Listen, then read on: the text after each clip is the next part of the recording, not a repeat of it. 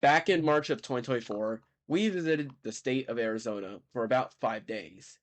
While the trip was about doing a family event that I'll keep silent on due to being private information, I did purpose an option of going to castles and coasters for a short amount of time.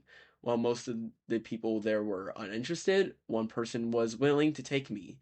And today, I'll talk about something quite interesting with my visit to Arizona's current biggest park as of June 2024.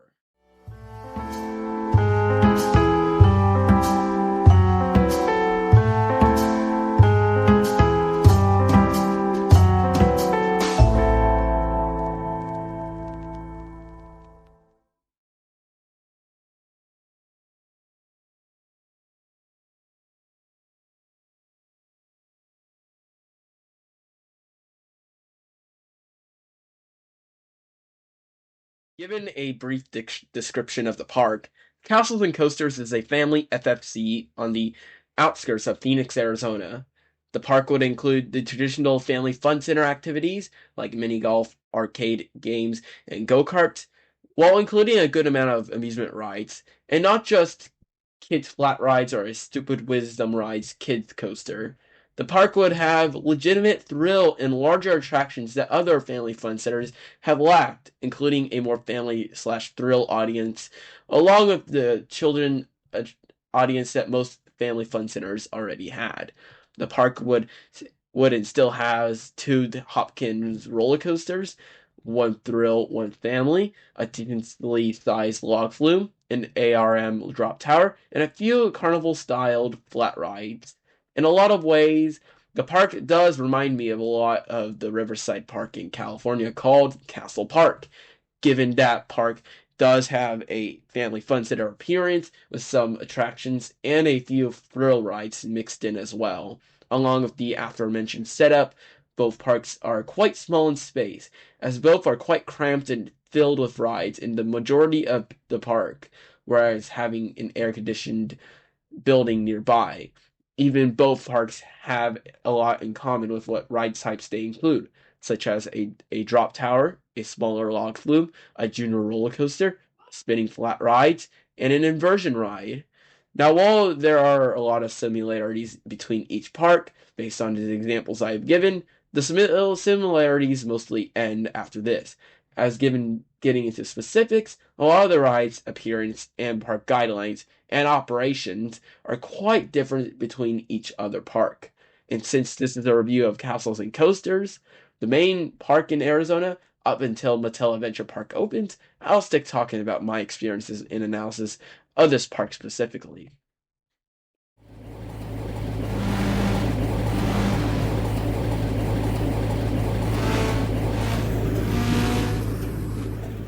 Anyways, with that out of the way, how does my experience start for the park? Well, actually, this starts before approaching the park, like many of my amusement park visits for me. In this particular situation, I was in the Arizona area of my family for an event that they were interested in participating with a lot of people that they knew. While I was in the area, I was interested in going to Castles and Coasters, given it's one of the closer non-California parks to me geographically, along with the fact that Desert Storm is quite of a rare coaster model, being a Hopkins Looper, one of two left operating, with the other being Texas Tornado at Wonderland Park in Texas. Additionally, the park was quite close to me where I was staying, given it was a half hour away from us. So it wasn't too big of a stretch when I wanted to go to an amusement park.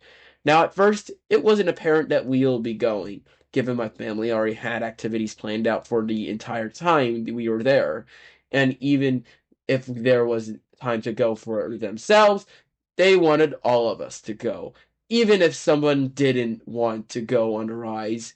Which, if you're unfamiliar with how the park is priced, the rides are only included with a singular unlimited wristband that costs around $50 per person instead of a pay per ride option, meaning that $300 would have been what the family would have spent for six people, regardless of if they wanted to participate in the activity.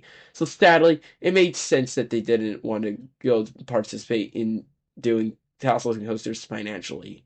Fortunately, while I was staying at at the place that I was visiting, there were a few friends that we knew, and during our stay, one of the people that were there were was interested based on my passion of roller coasters, on the fact that asking that going to the ride a roller coaster nearby was something that he was never asked to do, making some it's something quite interesting to him. Now, related to the passion, I've talked about some stuff relating to roller coasters, like starting an inventional business on roller coaster manufacturing, talking about how G-forces worked, and how some relevant features towards a roller coaster, such as anti-rollbacks and restraints. One of the things that I've discussed during our drive to the park was about my experiences on roller coasters and how forces usually vary between row to row. Along with this, I've discussed that a roller coaster gravity is based on the center of a train, in which he suggested I should try the front, back, and middle for my ride experiences, which I'll discuss shortly when I get to the layout for Desert Storm to see my variation between elements.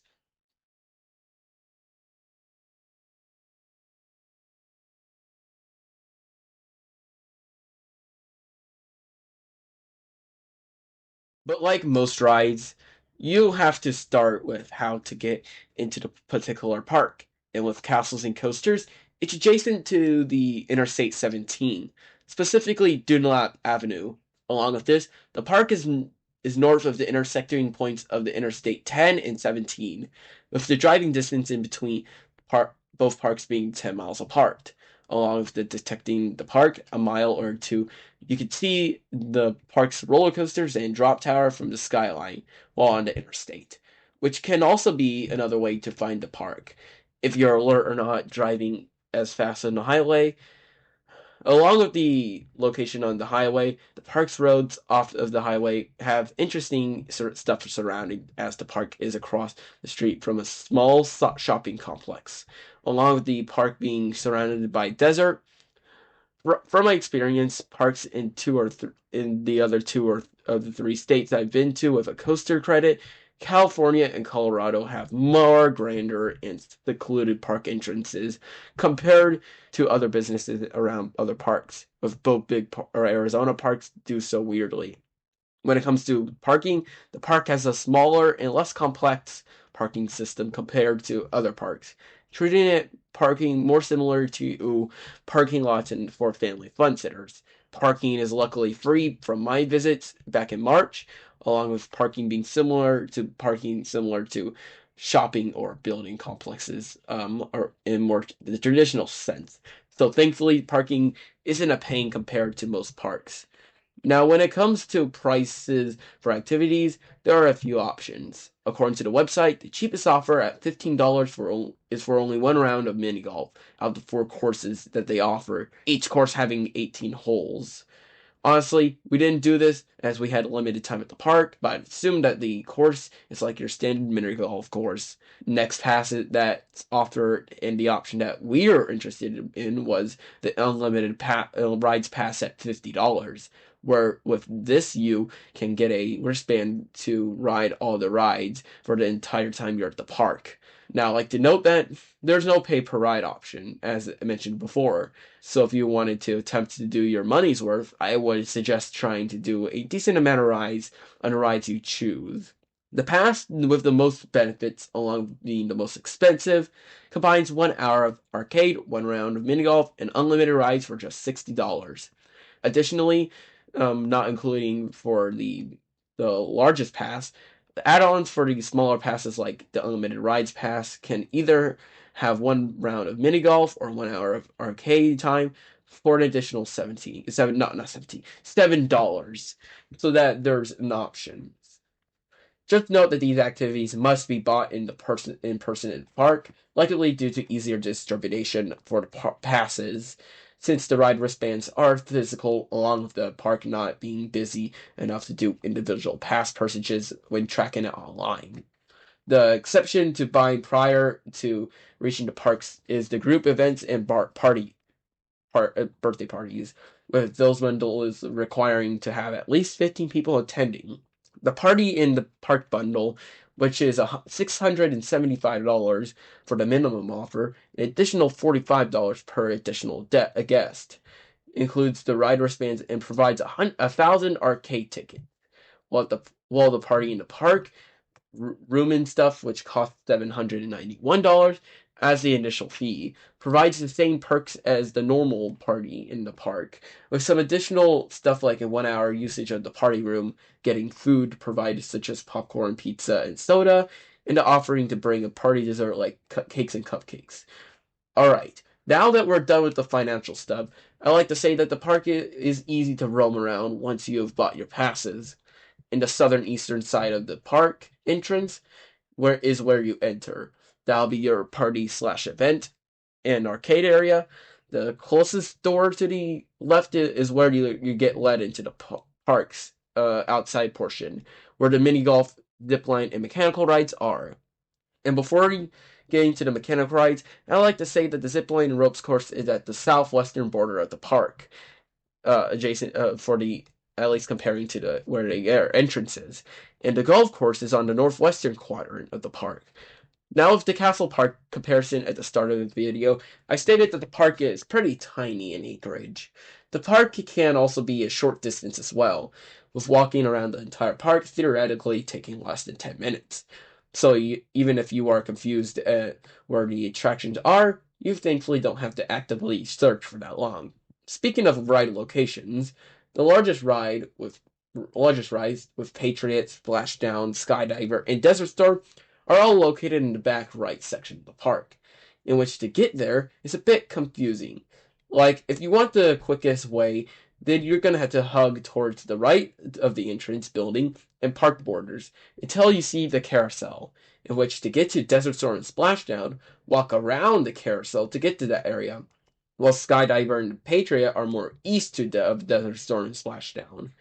While this wasn't really too annoying for myself to seek out for the larger attraction, thanks to the park's small side, it was kind of confusing on where to go, specifically Desert Storm's entrance. Speaking of, I guess I'll start with this ride as it's the main attraction of the park, along with being both the first ride I've ridden there and most important review of the park's attractions.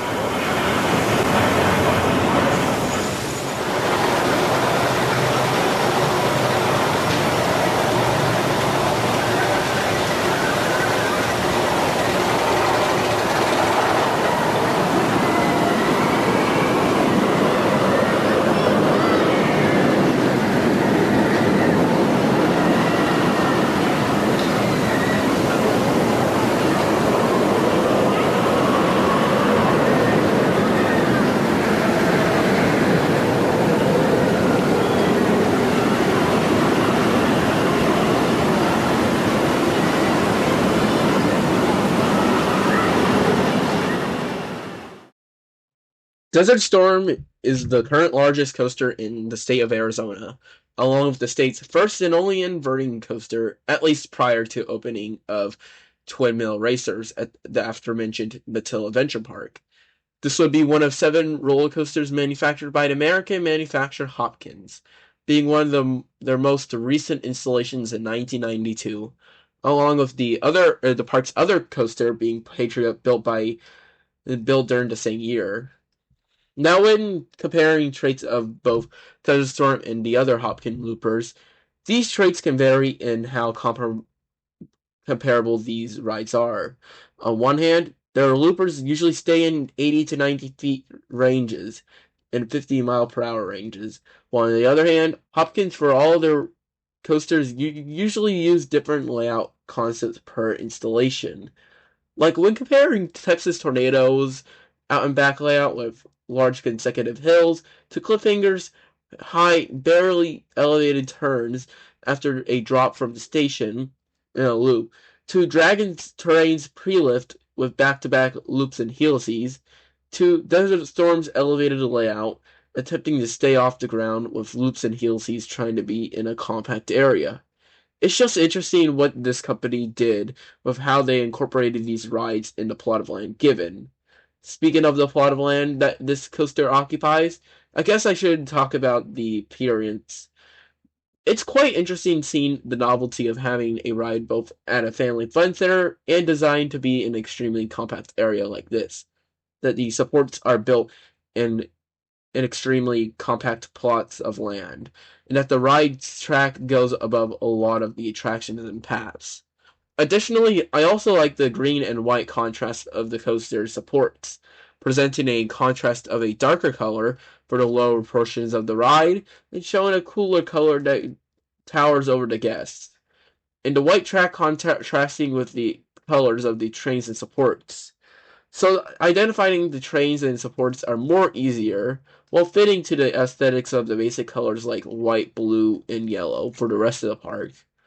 Now for the queue and station building, I'll just say that while the train ride does have their building exteriors staying consistent with the other building exteriors, demonstrated with simple wall details, the ride really has no decoration throughout walking through the queue and station.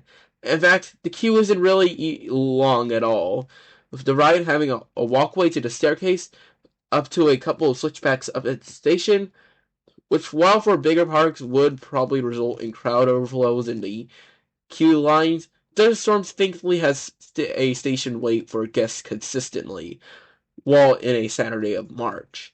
So the waits were tolerable at least. The lack of a crowd was also a saving grace for the operations as well, since each train usually had a long process to cycle the trains. First, you board the trains based on where the ride operator instructs you. After the other riders exit the train, then you place your valuables on the other side of the station. So pretty normal so far when talking about boarding. However, once you sit in your train, the ride operator that day would check if you had an active ride wristband by scanning the wristbands individually, with one staff member typically doing this. Now, I know there were at max two people working the ride, with one person being the norm, along with the park not being busy. But I would say that I would recommend trying to practice how to minimize the time that the train is in the station while staying safe. For whoever controls these oper- operator training habits, like maybe scan the wristbands while another person is in front of the station, if you have enough staff members, or even scan the wristbands while the train is on the course. Especially since the park likely has one train, meaning that the time traversing the entire track length gives another time to scan the wristband while the train is on the course, especially since the park likely has one train, meaning that the time traversing the entire track length gives them enough time to scan the wristband before the train approaches back. Since travel duration, according to some POVs, are around 2 minutes. Now that when talking about the train seating setup, the restraints are set up as a Schwarzkopf by having a flat bar resting on your lap, likely there for the purpose of riders to be seated instead of holding the riders in for the ride's forces. Therefore, the seat feels exposed on your upper body when riding, along with the lap bar not coming into play when interacting with the forces. Along with this, the rest of the seat, like the entire seat cushioning, felt comfortable to sit in. Although it did feel kind of weird when entering the train with the headrest angled a little bit downwards. Nevertheless, it was still comfortable to sit normally when experiencing the forces and not trying to avoid the headrest by forcing your head forwards. Cause good luck with that. Anyways, when talking about the row selection, the ride kind of gives us an interesting mix of forces when comparing the front, middle, and back.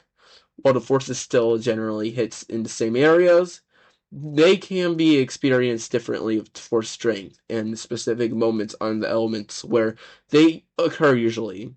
The front will have the strongest positive G moments based on the entrance of the loops, although it will have the least amount of involvement with laterals. The back will have the strongest lateral moments on the ride, although will have the weakest positives. While in the direct middle will have the most moments of force. It will have the mean for strength of elements, using the front and back strength as our units. Based on these broad descriptions, you can choose which spot is the best to experience the ride. Although it's between either the middle for most forces or the front for the strongest forces. in the ride for myself. But for now, I'll show what specific moments have specific amounts of forces. Starting off of a slow lift hill up to the top, having a view containing both the park and the surrounding desert, all lasting for around 45 seconds to reach your max height. Following the lift, the coaster will present a twisting drop, turning left during the descent, while not being completely banked during the sequence, in which for both the middle and the back gives sustained laterals throughout the turn, with the middle having alright strength in laterals, while the back gives the strongest laterals in the ride, with the forces having good strength. Clearing the pull-out of the drop creates the best element of the ride, and today's lesson in terms of train's physics. With the train, there are three general sensations I can assume you'll get from the loop. Starting with my experience in the front, the entire first 270 degrees of the first half of the loop, plus the inverting side of the second half of the loop, will have forces, but the less compacted portion will have pretty strong positive G-forces. After that, the vertical in the most compact area of the first three quarters in this portion will produce even more forceful positive forces, truly pushing the rider in their seat, making the moment in the front of the strongest forces on the ride. And as of October 13th, 2024, debatably the strongest I've been, with the other contenders being the loop forwards on a traditional Vekoma boomerang. Now in the front, the loop isn't fully sustained, as the forces let off on the final quarter of the inversion, but I can excuse this as the majority of the loop has forces, some pretty forceful ones, along with the final fourth being quick enough to not really be an issue. Now talking about the back row during this loop, there is a little positives when descending the first half of the loop, followed by strong positives when descending the second half, which while not as strong as the first, the back row still has some nice positives. Finally, the center car throughout the loop will have inferior strength compared to the strongest parts of the back and front cars when traveling through the element, but still sustained throughout the entire loop in force, plus being at worst decent in strength. Honestly, I'll have to appreciate this loop for being pretty unique.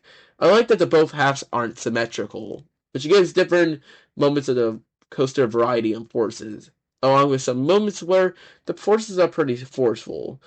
It helps that many cars of the coaster could technically give a different experience on the loop, depending on its speed from the center where gravity takes place on the coaster is still front or behind, and thus impacting the speed.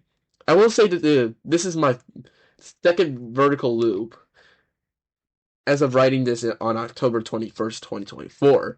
But I'll save that coaster discussion for a later review. Currently, we still have a few more elements to talk about, such as the following banked turn. I do remember getting alright laterals in the front and back, although not in the middle. But like a lot of things in this review, portions of where these laterals occur do change. In the front, this ascending turn here is where these laterals occur, while in the back is the ascending turn. After that element, we now have our second and final inversion, a vertical loop that, while has a consistent radius when looking the loop through its circular shape, has its second half weirdly turns to the right, while banking to the left. Now, unlike the previous loop, this loop rides more like a traditional loop in terms of positive sequencing, based on a more symmetrical format, in which all rows, the positives, are pretty forceful in the low sections, although they are inferior in strength compared to the most forceful on the previous loop, and do slightly weaken as you ascend higher through the loop, to the mild positives at the top.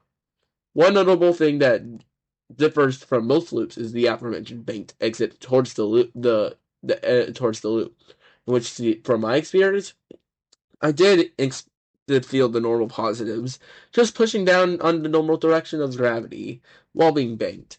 In reality, the loop is still pretty enjoyable and forceful. However, comparably to the other loop, felt inferior and less special. After the loop follows a double helix finale, which for those who want to catch the breath, they can finally do so.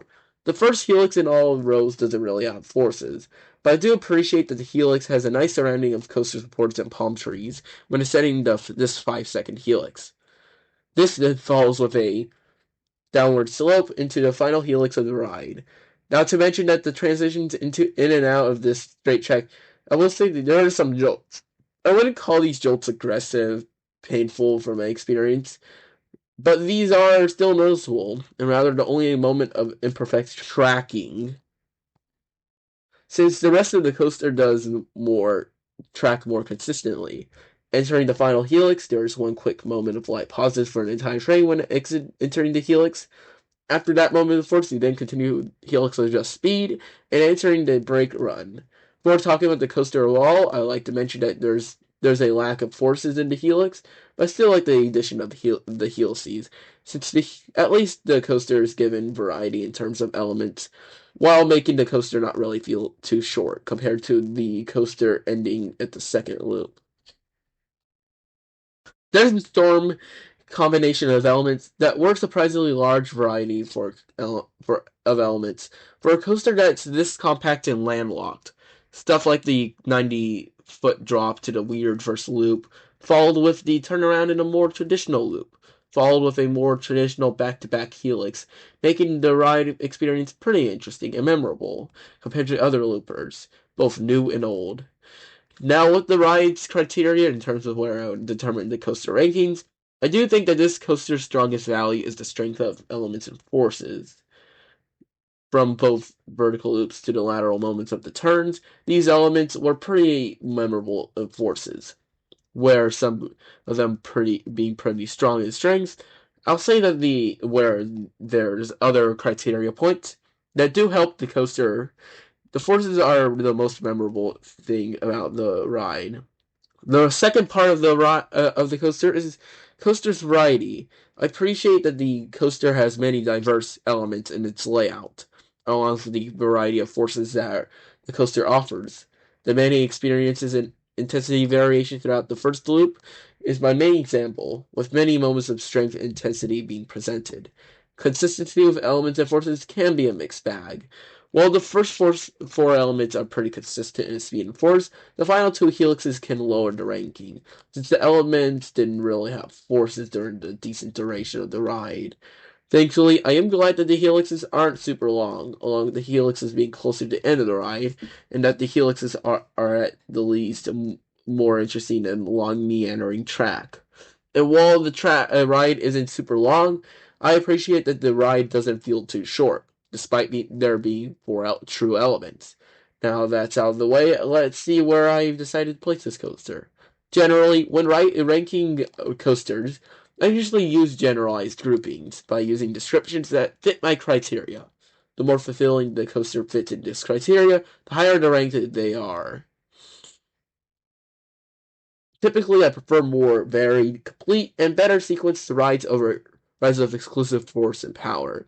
Hence why I prefer coasters like West Coast Racers and Manta SeaWorld, San Diego versus coasters like Full Throttle, Batman the Ride, and a coaster I'll be talking about next week.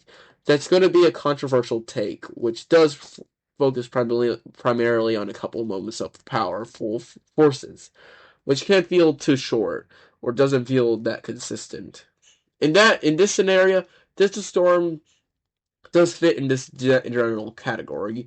This area is only for true elements, meaning that a general range of 17 to 8 is where I'll start organizing. However, like I noted, Desert Storm in both more quantitative and noteworthy elements, force types, and/or has the better strength and forces, in which 17th, 16th, 15th, and 14th are either shorter, less varied, and/or are inferior in strength. Thus, I would place the coaster 13th out of 46 coasters. Since number 12, Full Throttle, I would consider better due to the better collection of elements and force, variety, and consistency in pacing and element. Even if Desert Storm feels more complete in ride duration and element completion. Anyways, I've talked about Desert Storm long enough.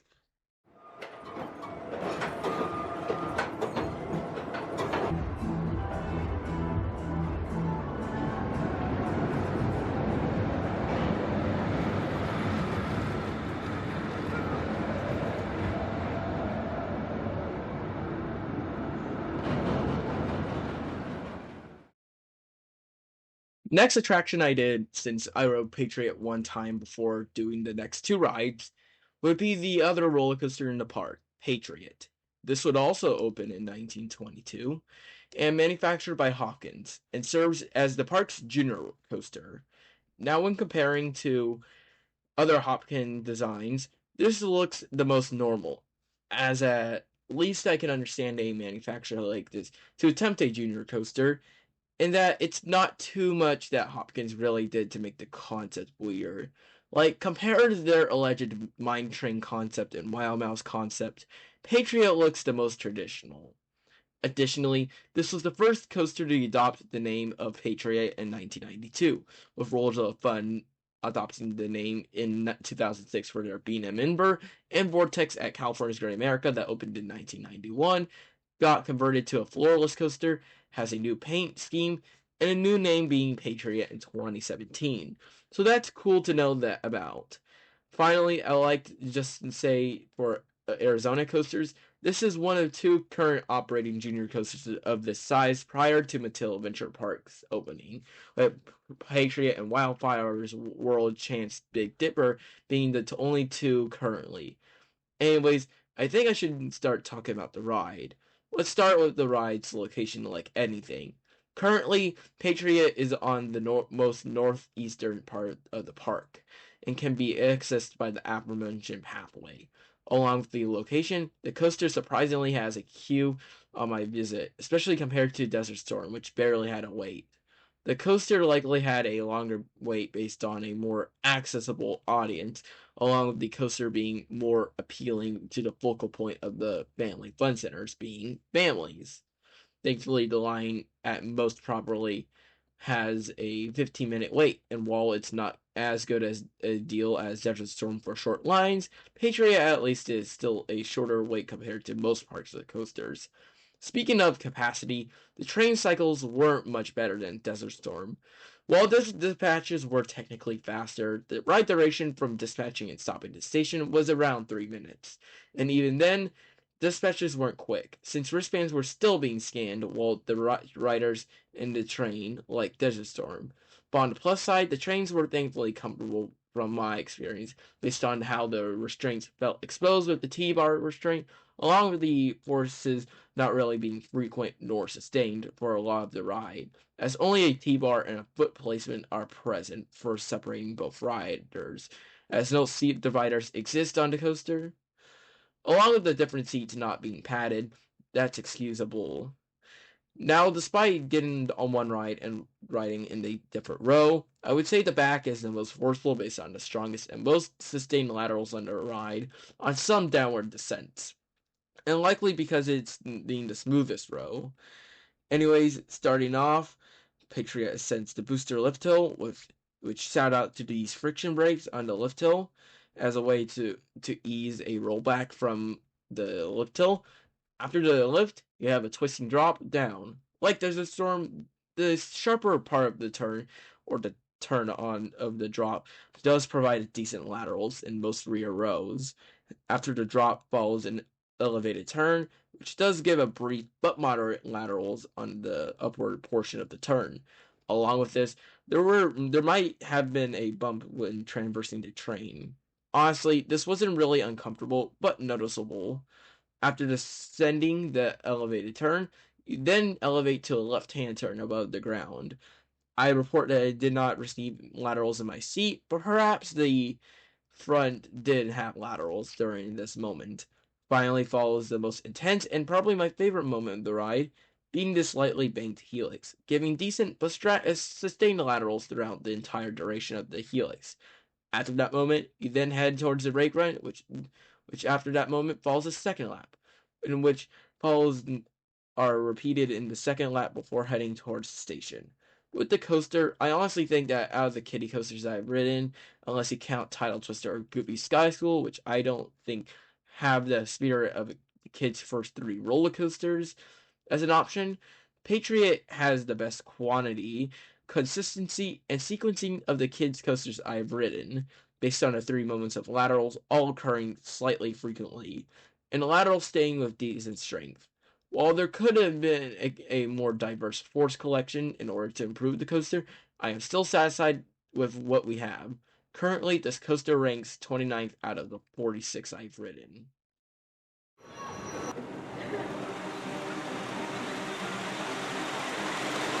just have to hold everything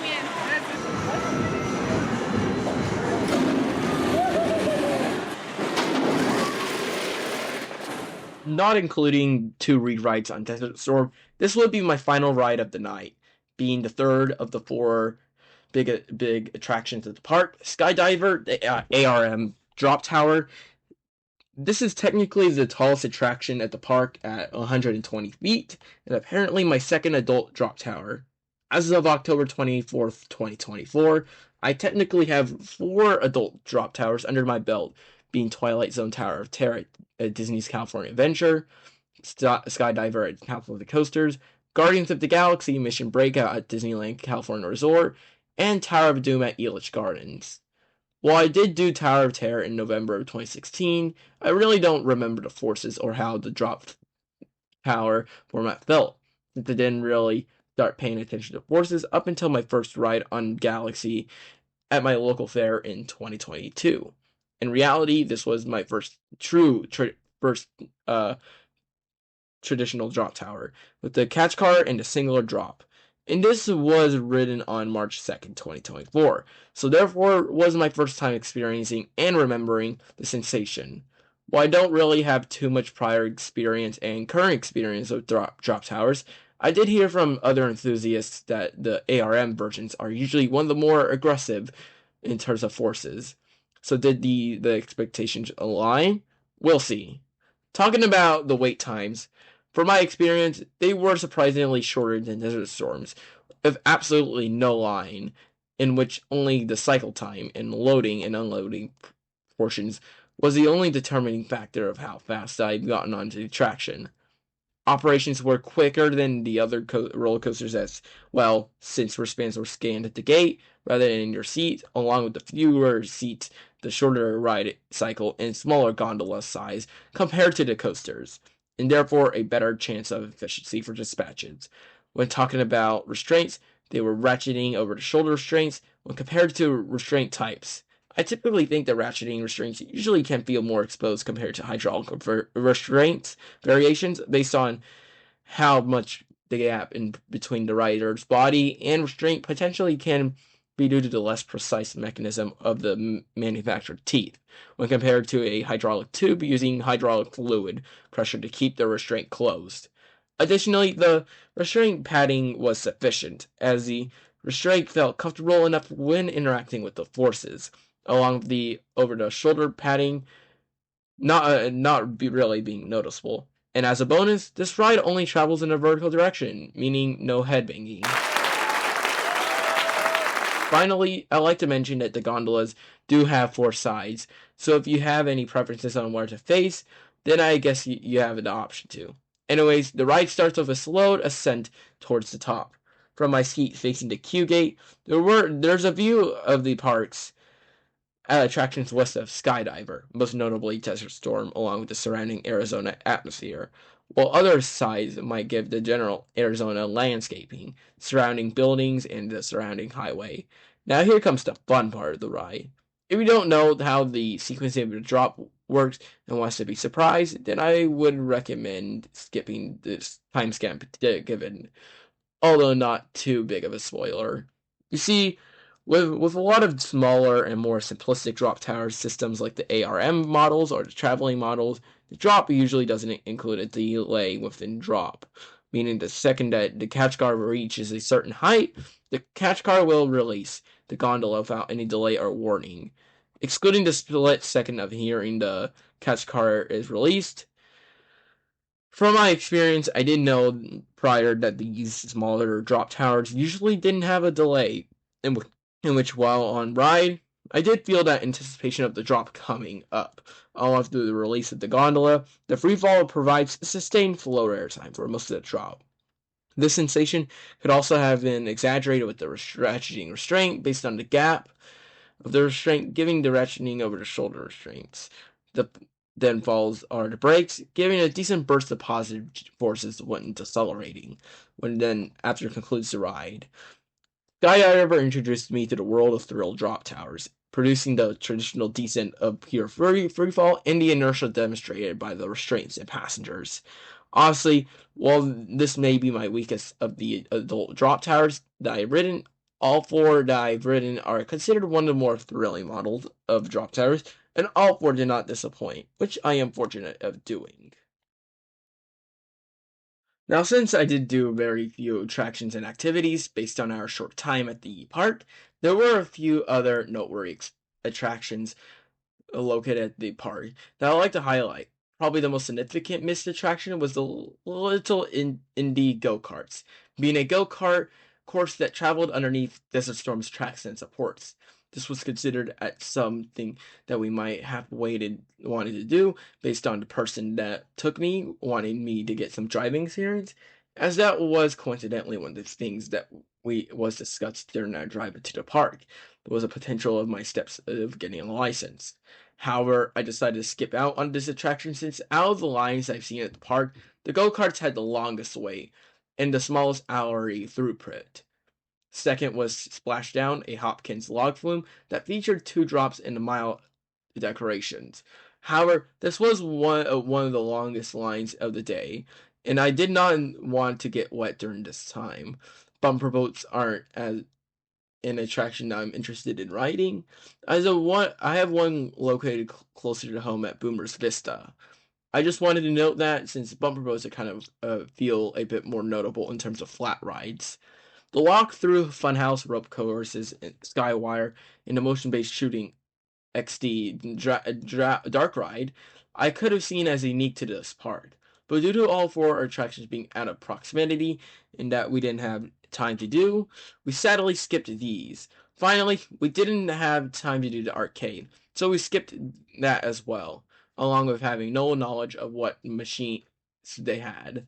Food wise, they offer food items like pizza, waffles, burgers, hot dogs, and iced desserts throughout the various shops. However, we did not shop here, so therefore we don't know the prices nor quality of these meals. Finally, while heat wasn't a concern on our visit, it is important to note that the park was partially shaded in some areas. A few ride queues and stations were covered, along with the main conditioned building that you enter and exit, having areas of shade, while the other sections, like the entire left half of the park, having no shade, along with only the main building having air conditioning. All I can say is just prepare to bring water and sun protection for those warmer days.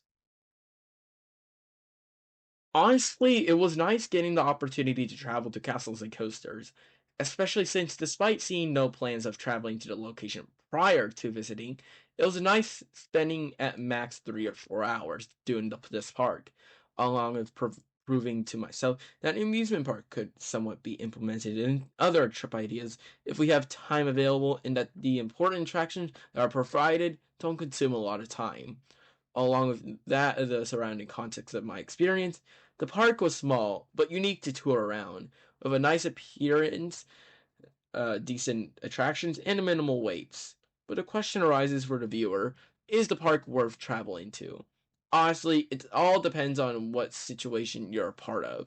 For one, I'll say try not traveling here exclusively for this park, and instead tagging along for some activity in the Phoenix or Arizona area, using this place as some party arrangement if you're local to the area, or just don't care about where you spend your money and just want to get those rare +2 credits from Hopkins.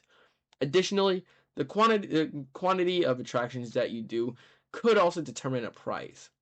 Like if you want to do Desert Storm 30 times a day, a couple of other rides, or if you plan on doing everything, then perhaps the price is somewhat verified in that sense. However, $50 to $60 per person is not really cheap in the sense of doing a couple rides, especially comparing to the upcoming Mattel Adventure Park, which could be priced differently, along with the fact that Mattel could offer different activities, more appealing marketing for attractions, activities, and IP, and mostly indoor atmosphere, excluding the roller coasters. While it's very unlikely to revisit castles and coasters whenever I'm in the Arizona area, it was still a nice experience. And one more thing before I end the video is referring to my arc from my Six Flags Magic Mountain video. 2024 edition, which was about my coaster experience. No attraction was intimidating during my visit to Castles and Coasters, thanks to my many traits introduced from coasters that were located at Six Flags Magic Mountain that Desert Storm presented on my visit, with the bonus of being on a handful of taller attractions prior to Castles and Coasters. In fact, as of October 27th, 2024, after Six Flags Magic Mountain, only 2 coasters would show some anxiety prior riding those attractions. But those stories were for another day. But anyways, I enjoyed talking about the experience. Next week, I am reviewing 3 roller coasters from Knott's Berry Farm. And I hope that the guy who took me to Castle Coasters enjoyed me documenting my experience here, as that's what he probably wanted.